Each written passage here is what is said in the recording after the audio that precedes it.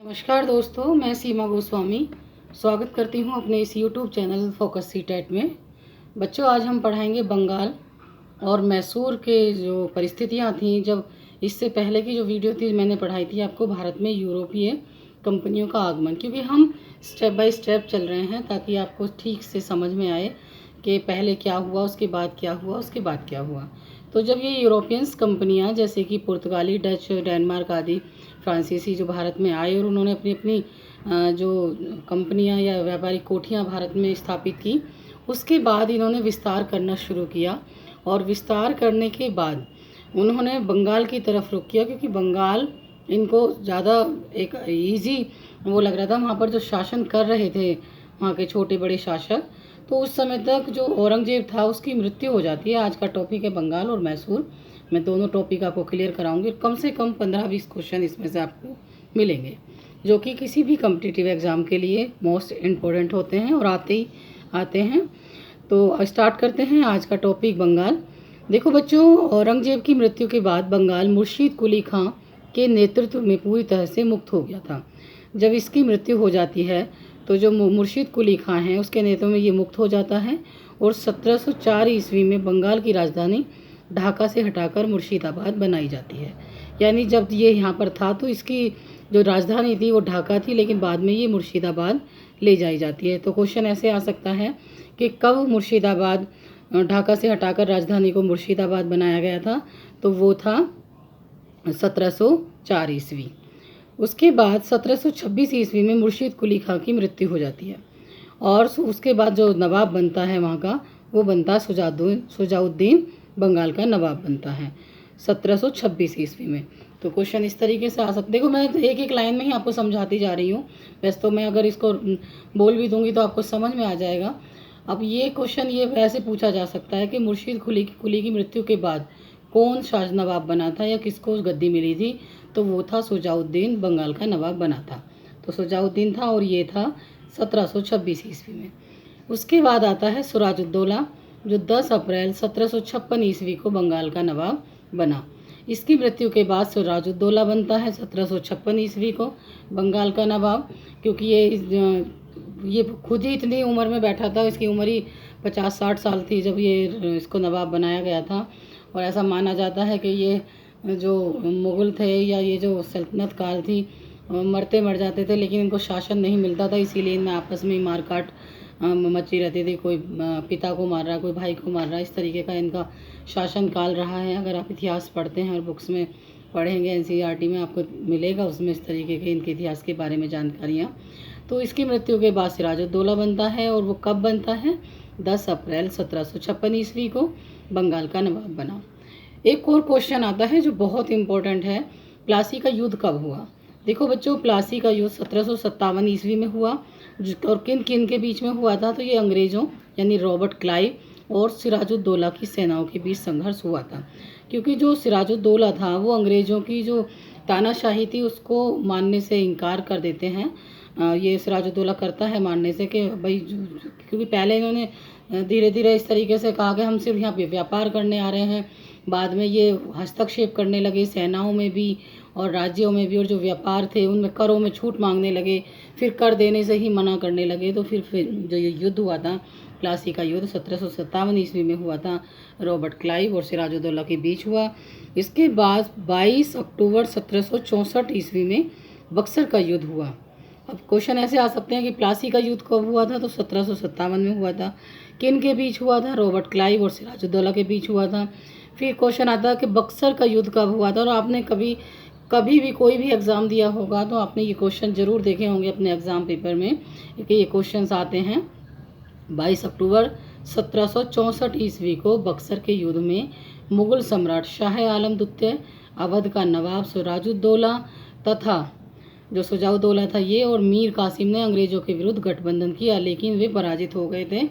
तो ये क्योंकि इनकी जो ये सिराजुद्दौला या मीर कासिम जी जितने भी अंग्रेज़ों के खिलाफ युद्ध लड़ रहे थे, इनका कुछ और लोगों ने साथ नहीं दिया जो भारत में शासन कर रहे थे, और इस तरीके से ये गठबंधन हार जाता है और वहाँ पर बंगाल में अंग्रेज़ों का शासन धीरे धीरे स्थापित होने लगता है।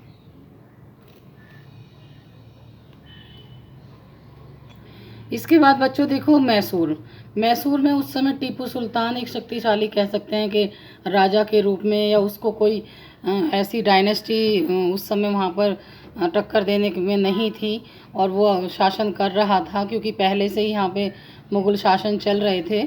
तो वहाँ पर जो हैदर अली था मैसूर में, हैदर अली के नेतृत्व में मैसूर शक्तिशाली राज्य के रूप में उभरा। उस समय हैदर अली, आपने ये देखा होगा 6 to 7 8 तक की बुक्स में पढ़ी है आपको मैसूर हैदर अली और टीपू सुल्तान के बारे में काफ़ी विस्तार से पढ़ने को मिल जाएगा। वहाँ से आप पढ़ोगे और फिर ये पूरी देखोगे, एक एक क्वेश्चन आपको, मतलब इतने सही तरीके से क्वेश्चन एक जगह इकट्ठे किए गए हैं, तो ये वो वहाँ से भी आप पढ़ सकते हैं एक बार। हैदर अली के नेतृत्व में मैसूर शक्तिशाली राज्य के रूप में उभरा था। हैदर अली ने अपनी सेना को पाश्चात्य प्रशिक्षण दिया एवं अंग्रेजों को प्रथम आंग्ल मैसूर युद्ध में पराजित किया था।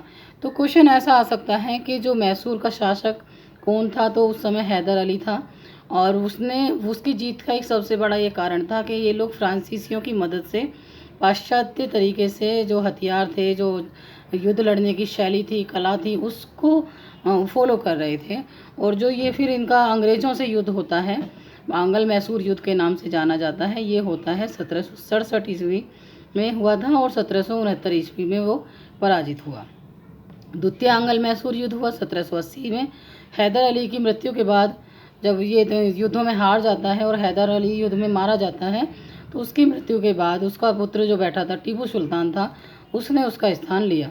यानी कि पिता के बाद पुत्र को गद्दी मिलती है, और यही शुरू से चला भी आ रहा है कि जो एक राजा है उसका बेटा ही राजा बनेगा, चाहे कोई सेनापति या अन्य कोई कितना भी शक्तिशाली और योग्य हो। ऐसा कभी देखने में आया नहीं कि उसको सत्ता दी गई हो। तो जब ये हैदर अली की मृत्यु हो जाती है, तो उसके बाद टीपू सुल्तान को गद्दी मिलती है। टीपू सुल्तान फ्रांस के जैकोबिन क्लब का सदस्य बना। कहीं पर तो ये भी कहा जाता है कि इसने जैकोबिन क्लब की स्थापना की थी, जो फ्रांस की मदद से की थी, और बहुत ही एक मॉडर्न तरीके से इसने उसको क्लब का स्थापना की, और उसके बाद उसने स्वतंत्रता का वृक्ष लगाया।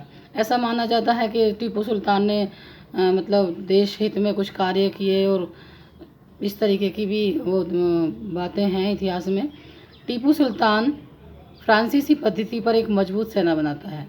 इसने फ्रांस की मदद से, जो फ्रांस में जिस तरीके से युद्ध लड़े जाते थे, सेना को युद्ध में प्रशिक्षित किया जाता था, हथियारों से लैस किया जाता था, उस की पद्धति को अपना करके इसने अपनी एक मजबूत सेना बनाई, और तृतीय आंग्ल मैसूर युद्ध हुआ।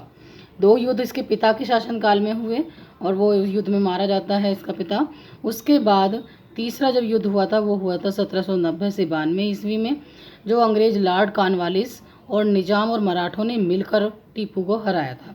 क्योंकि जो मराठे थे उस समय, और जो निजाम था वहाँ का, मराठे बहुत अंग्रेज़ों से उस समय परेशान भी थे, और दूसरा ये जो टीपू सुल्तान था, या उसका पिता था, या अन्य और कोई छोटी मोटी डायनेस्टी थी, इन्होंने लूट खसोट मचाई हुई थी, और एक तरीके से जो सत्ता है उसको उभरने नहीं दे रहे थे। तो निजाम और मराठों ने मिलकर टीपू को हराया। उसे श्रीरंगपट्टनम की संधि 1792 ईस्वी में करनी पड़ी। तो देखो बच्चों, अभी एक क्वेश्चन ऐसे आ सकता है कि तीसरा आंग्ल युद्ध कब हुआ था, या ऐसे आ सकता है तीसरा आंग्ल मैसूर युद्ध कब हुआ था। तो वो हुआ था 1790-92 ईस्वी में। 90 में हुआ था और 92 तक चला। और इसमें ये किस किस के बीच हुआ था, वो हुआ था लॉर्ड कॉर्नवालिस और टीपू सुल्तान के बीच हुआ। और इस युद्ध में कॉर्नवालिस का किसने साथ दिया था, तो वो थे निजाम, मराठे। इन लोगों ने मिलकर के टीपू सुल्तान को हराया, और उसके बाद एक संधि करनी पड़ी।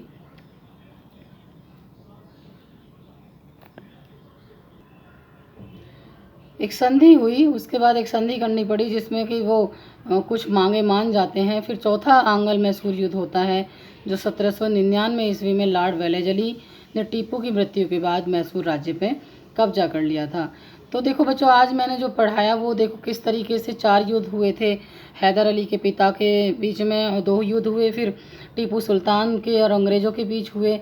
चौथा युद्ध लॉर्ड वेलेस्ली और मैसूर युद्ध जो हुआ था वो टीपू सुल्तान के बीच, और थर्ड युद्ध भी जो तीसरा तृतीय कांगल युद्ध कहते हैं जिसको 1790-92 में, वो लॉर्ड कॉर्नवालिस, निजाम और मराठों ने मिलकर लड़ा था इसके खिलाफ, टीपू सुल्तान के खिलाफ।